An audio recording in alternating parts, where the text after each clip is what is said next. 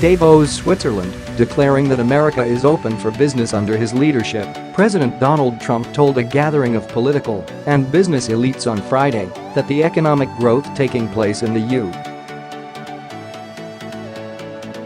U.S.due to his America First agenda also benefits the rest of the world. Trump told the World Economic Forum in Davos, an incongruous location for a nationalist president, that American prosperity has created countless jobs around the world, but stressed that his priority would always remain on protecting the interests of within his nation's own borders.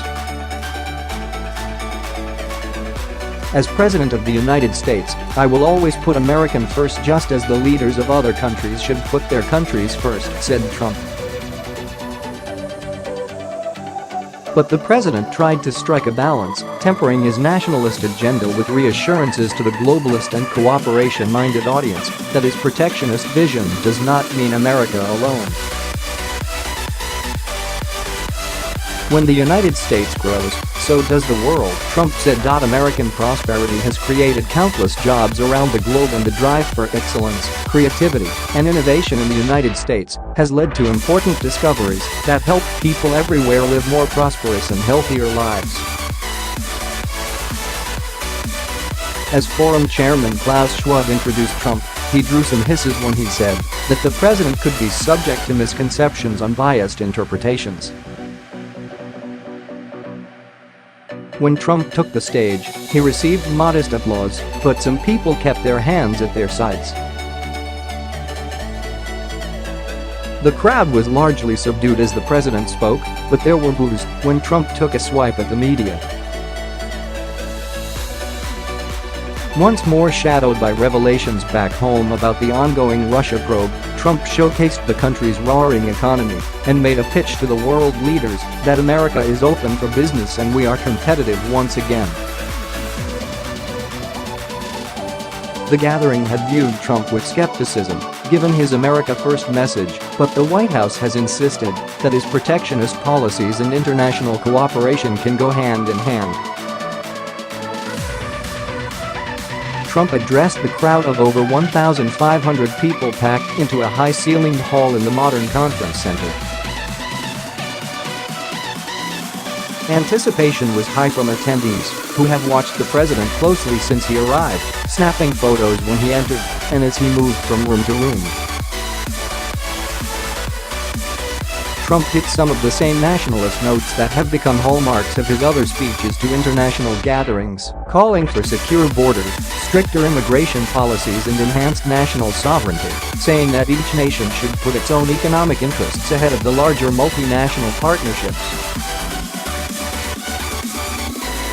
We support free trade, but it needs to be fair, and it needs to be reciprocal, said Trump, who has long expressed a preference for one-to-one national trade deals rather than regional ones. But he also left the door open to re-entering the Trans-Pacific Partnership, a sweeping trade deal from which he withdrew a year ago, saying that perhaps the United States could resume negotiations with many of the participating countries at once. As if making a salesman's pitch, Trump repeatedly boasted about the nation's economy and pushed for international cooperation combating terrorism. But he left unaddressed a number of concerns for the globalist community, including climate change, the fate of refugees and diplomatic solutions for a number of the world's hotspots, including the Middle East.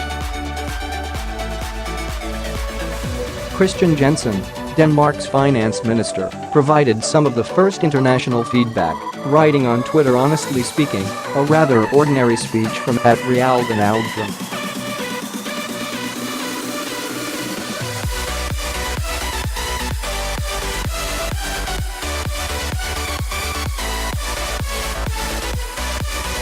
While interest in the president's remarks has been keen, the moment was shadowed by a report in the New York Times that he had ordered the firing of special counsel Robert Mueller last June, but backed off after White House lawyer Don McGahn threatened to resign.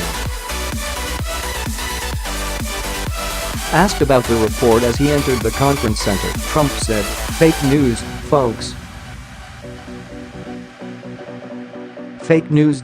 Typical New York Times fake stories. The first sitting president to attend Davos since Bill Clinton in 2000, Trump was expected to use his speech to tout his economic agenda and argue America is open for business.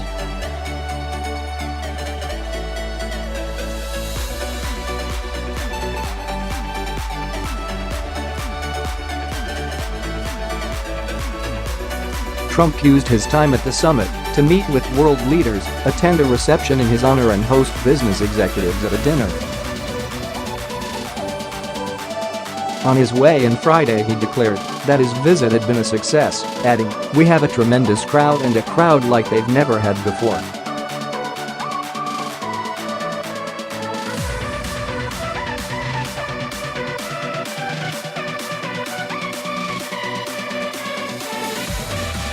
The meeting came after Trump drew widespread condemnation for allegedly referring to African nations as shithole countries in discussing immigration, according to those at the meeting.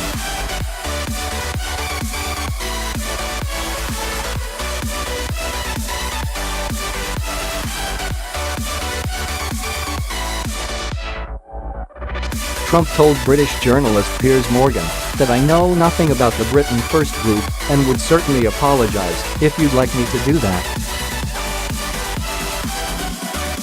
A clip of the interview was released Friday, with the full interview scheduled to air Sunday on ITV.